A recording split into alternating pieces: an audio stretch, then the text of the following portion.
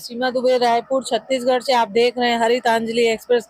दर्शकों, आज हम यहाँ पर छत्तीसगढ़ चैम्बर ऑफ कॉमर्स के पूर्व अध्यक्ष श्री चंद सुंदरानी जी के पास पहुंचे हुए हैं। हम उनसे जुड़ चुके हैं, हम उनसे कुछ बातें करते हैं और आपको दिखाते हैं कि चैम्बर में जो संशोधन हुए उस पर विरोध इन्होंने क्यों किया।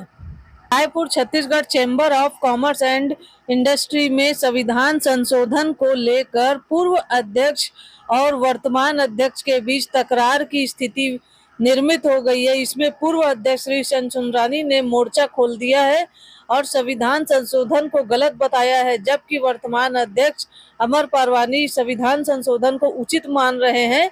यहाँ तक कि श्री चंद सुंदरानी ने चुनौती पेश कर रहे हैं कि वह हर मंच बातचीत के लिए तैयार है, बहस के लिए तैयार है। अमर परवानी आकर संशोधन को उचित बताए।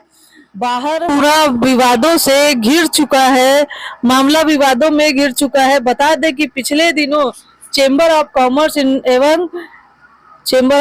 एंड इंडस्ट्री के वर्तमान अध्यक्ष अमर परवानी ने आम सभा बुलाकर संविधान संशोधन की बात कही है कि यह संविधान संशोधन क्या है, यह भी जान लेते हैं। चैम्बर ऑफ कॉमर्स इंडस्ट्री में संविधान संशोधन करते हुए अब यह व्यवस्था दी गई है कि चुनाव में पूर्व और वर्तमान सभी पदाधिकारी सम्मिलित हो सकते हैं, भागीदारी कर सकते हैं। जबकि सुंदरानी के अनुसार चैम्बर के चुनाव में 2 बार भागीदारी देने के पश्चात चुनाव में भाग लेने की वैधता को समाप्त कर दिया गया था। इसमें संशोधन किया गया है।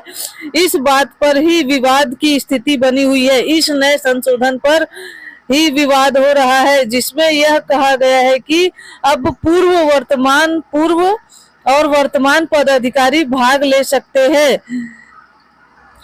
श्री चंद सुंदरानी ने आरोप लगाते हुए कहा है कि आम सभा में अगर 25,000 सदस्य उपस्थित थे तो परवानी साबित करे। उनका आरोप है कि 300 सदस्य के सभागार में 25,000 की उपस्थिति कैसे संभव हुई, संविधान कैसे संशोधित कर लिया गया। उनका आरोप यह भी है कि 100 पर 150 से 200 के बीच सदस्यों के बीच संविधान की संशोधन कर लिया गया। पूर्व अध्यक्षों को भी सहमति नहीं ली गई। संशोधन होना चाहिए, परंतु आधे अधूरे संशोधन में अवैधानिक संशोधन पर आपत्ति है। छत्तीसगढ़ चैम्बर ऑफ कॉमर्स का आपने विरोध किया है कि उसमें संशोधन हुआ, तो संविधान में संशोधन की आवश्यकता क्यों पड़ी, क्यों हुआ, इसके देखिए, मैंने छत्तीसगढ़ चैम्बर ऑफ कॉमर्स का विरोध नहीं किया। वो तो मेरी मात्र संस्था है, मैं वहीं से आगे बढ़ा हूँ, 30 साल पदाधिकारी रहा हूँ। मैंने व्यवस्थाओं का विरोध किया। अध्यक्ष महोदय ने अपने स्वार्थ के लिए, अपने निजी स्वार्थ के लिए, मेरा सीधा आरोप अध्यक्ष महोदय पे है, उन्होंने निजी स्वार्थों के लिए संविधान का संशोधन किया। और संविधान का संशोधन भी वो करते, लेकिन वैधानिक तरीका अपनाते। पूरे 25,000 सदस्यों को सूचना देते, 25,000 लोगों की आम सभा बुलाते, 25,000 लोगों की व्यवस्था करते। उन्होंने कागजों में जो भी हो, लेकिन उन्होंने व्यवहारिक रूप से अगर 300 लोगों को भी सूचना दी हो तो मैं उसको मान जाऊं। अगर वो 25,000 में से 5-7 हजार लोगों के हस्ताक्षर मुझे दिखा दे जिनको बैठक की सूचना पहुंची हो, तो मैं मानूंगा। 300 सदस्यों की क्षमता वाले हॉल में आम सभा करते हैं, उनकी नियत पे तो उसी दिन संदेह हो जाता है।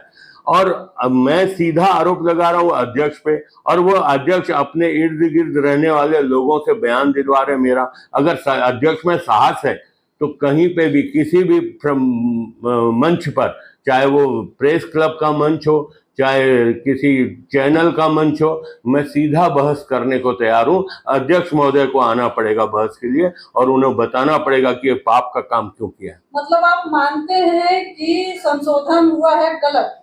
संशोधन गलत हुआ है निश्चित रूप से। मैंने संशोधन कराया था कि कोई भी महत्वपूर्ण पद, अध्यक्ष, महामंत्री, कोषाध्यक्ष पर 2 कार्यकाल से अधिक पदाधिकारी नहीं रह सकता। और उनका 2 कार्यकाल पूरा हो गया, और उनका कार्यकाल भी पूरा होने के बाद आम सभा बुला रहे, और आम सभा बुला रहे, सभी को सूचना नहीं कर रहे।